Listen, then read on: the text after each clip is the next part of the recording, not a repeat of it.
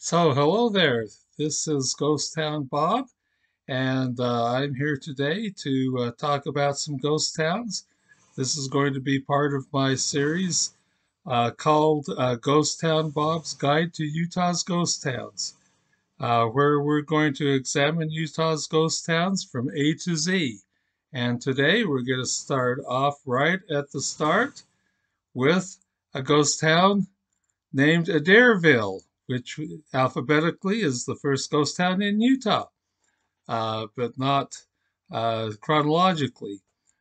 So, Adairville was a very small LDS community uh, located about 42 miles east of Kanab on Highway 89.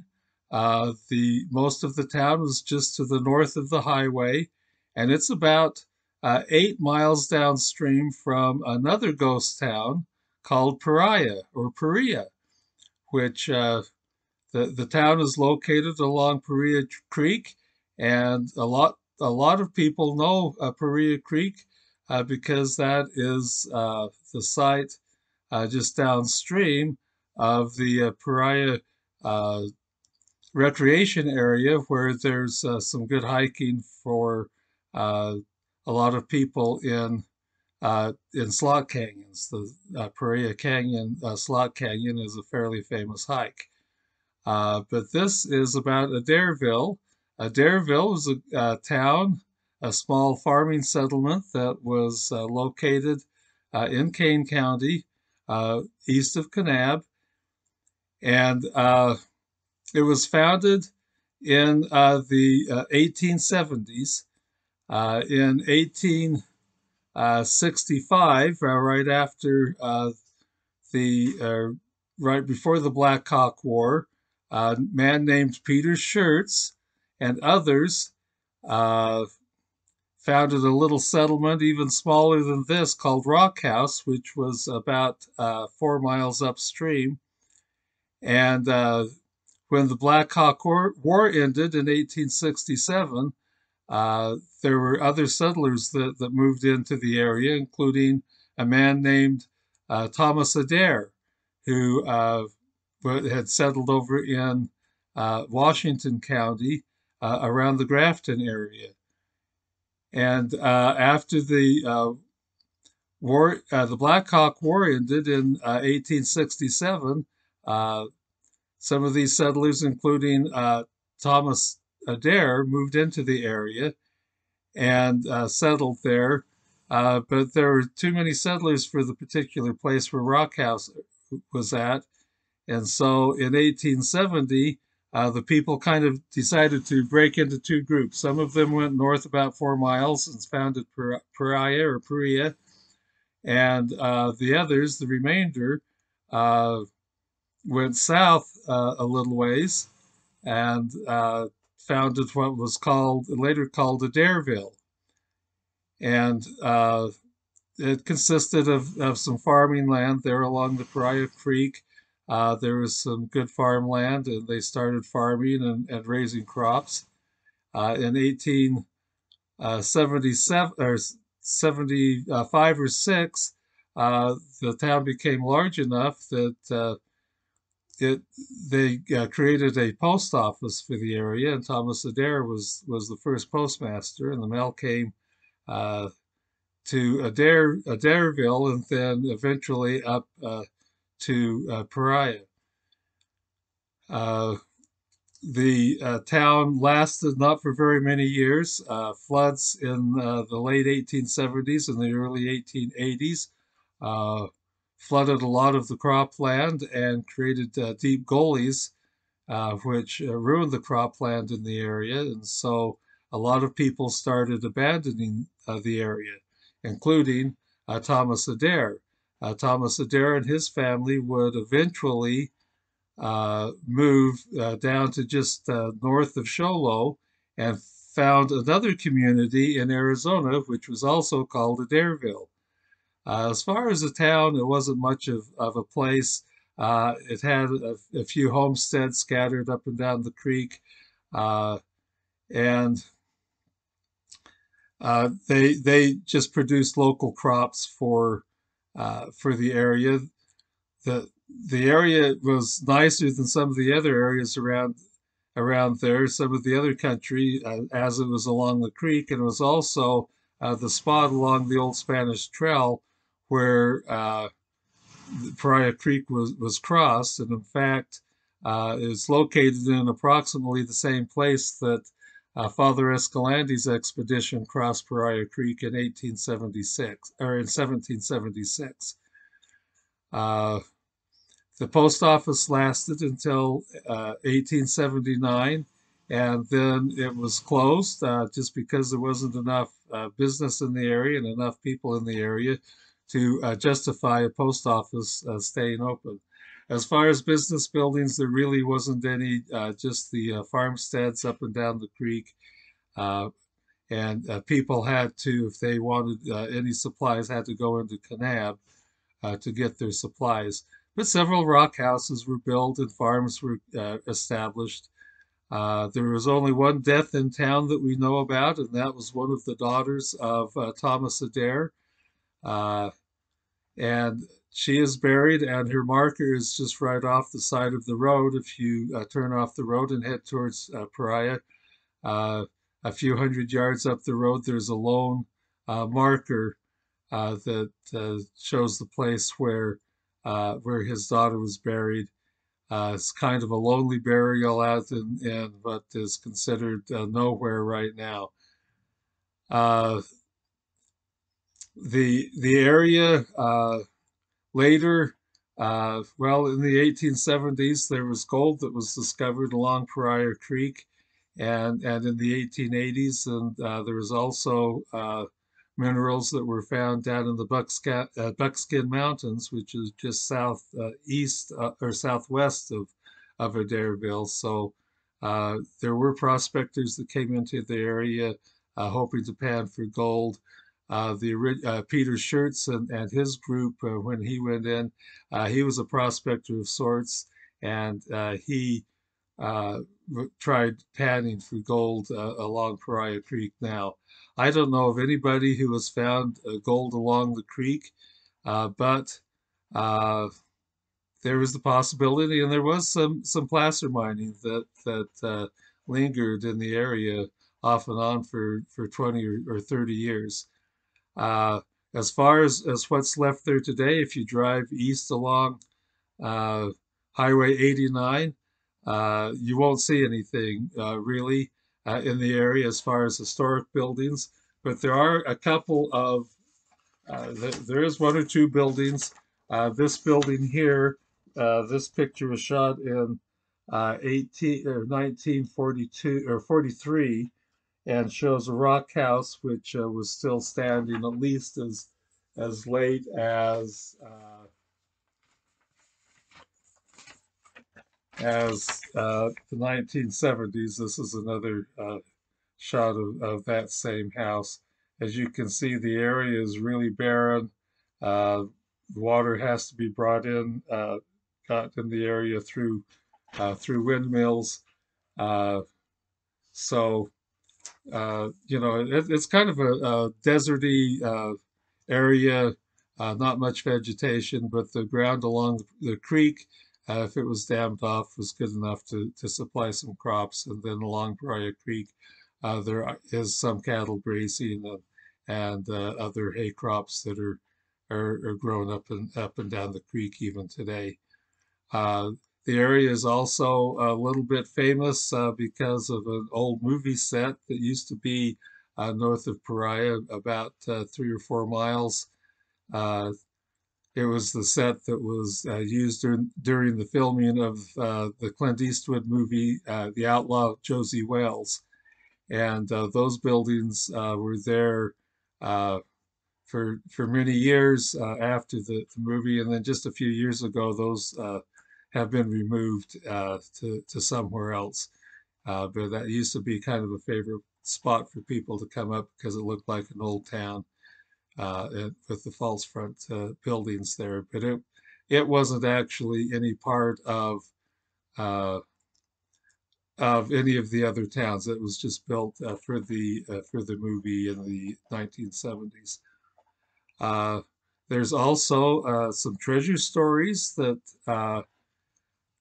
uh, that for the area around there. One story or one treasure that possibly exists or possibly might not exist is the baking uh, powder can cache.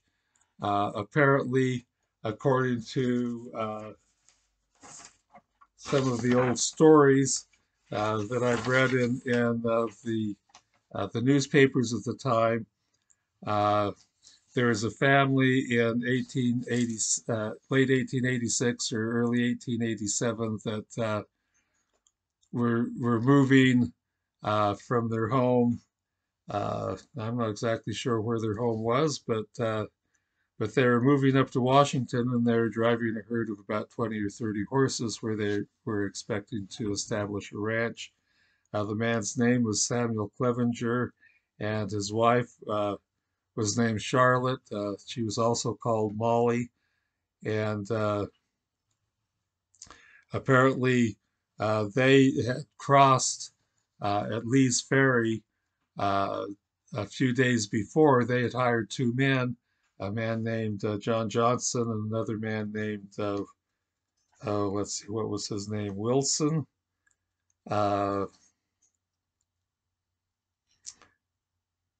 and anyway, Mrs. Clevenger apparently didn't trust these individuals very well, uh, and felt afraid of them, and so she would take their little cash of about $500 in gold, and every night she would go out somewhere close to camp, bury that baking powder can full of $500 in gold coins. And then each morning she would dig that back up, and then they'd go ahead and travel on and camp the next night, and she would do the same thing. Well, on this particular night, they were camping along Paria Creek, south of Adairville, close to what's known now as White House, or the White House, which is close to the drop-off point for the hiking down through Paria Canyon. And she went out as usual and buried the coins, and then went back to camp. And John Johnson and Wilson uh, decided that they were going to go ahead and rob these individuals. The Johnsons were an old couple, but they had a young foster daughter by the name of Jessie with them. And Wilson apparently kind of had an eye for her. And so they came up with the plan that they would uh, kill the old folks, take the money, take the foster daughter, and Wilson would go ahead and marry the foster daughter or whatever when they got to Washington. So uh, that's what they did. One account says that as uh, Sam Clevenger was climbing down from the wagon, that Wilson came up behind him with an axe and clobbered him over the head and killed him, and then took the axe after Molly Clevenger, Charlotte, and killed her also. Another account has that they had already gone to bed. She had already cashed the can of gold, and so they snuck in or snuck up to their camp and killed both of them. This account here from the Salt Lake Herald of August 13th, 1887, says that it's entitled An Arizona Hanging, and this kind of describes generally what happened. Frank Wilson was hanged at Prescott, Arizona today for the murder of Samuel Clevenger and his wife Charlotte in May of 1886 on the summit of the Buckhorn Mountains, a few miles from the Utah line. They didn't know exactly where the Utah line was, and so this cache, if it exists, is right there close to the Utah-Arizona border. Uh, it says Wilson and a companion, John A. Johnson, colored, were employed by Clevenger to assist in driving a number of horses to Washington Territory. No one was in the party except the two men, Clevenger, his wife, and an adopted daughter, and while camping at the place mentioned, Wilson murdered Clevenger and his wife with an axe. Wilson and Johnson then divided the stock and the $500 which Clevenger had with him. So this story says that that they that John that Clevenger had $500 on him. Whether this was the $500 in gold coin or not, we don't know. Uh, Anyway, and then buried the bodies, which were found 6 months later. Wilson and the girl lived together afterwards and went to Washington Territory and Idaho, where they were found by the sheriff, and the former was taken to Prescott for trial. Johnson was found in Nevada, and the chain of circumstantial evidence, together with the girl's statement, combined to convict both of them. Wilson, however, made confession on the 9th, that's the 9th of August, exonerating Johnson, stating that the latter did not know of the murder until sometime afterwards. So Johnson was respited today by Governor Till, the 23rd of September. Another article about that was written in the news in February of 1877 states that the parties were evidently asleep when murdered, the woman being in night clothes, and the men's clothes were all unfastened. So they apparently were both partly dressed and asleep when they were killed. And it says here that it was discovered that a party of 5 had crossed the ferry, that's Lee's Ferry, including an old couple, a white man, a girl, and a Negro. The owner of the outfit registered at the ferry as S.C. Clevenger. This outfit was last seen together near White House Rock, 15 miles east of the scene of the murder. A few days after, a man, a girl, and a Negro passed through Kanab with a four-horse team and 28 head of loose horses going west, and were recognized by people in the town. The sheriff of Kane County, once they discovered the bodies about 6 months later, went and tracked down these people and had to go to both Pioche, Nevada, and up into Idaho to catch them. So anyway, that's the story of the baking powder can cache in southern Utah. Now, whether those $500 in gold coins was found by the murderers or not is not known. So that gold may still be there somewhere close to the White House and House Rock in southern Utah.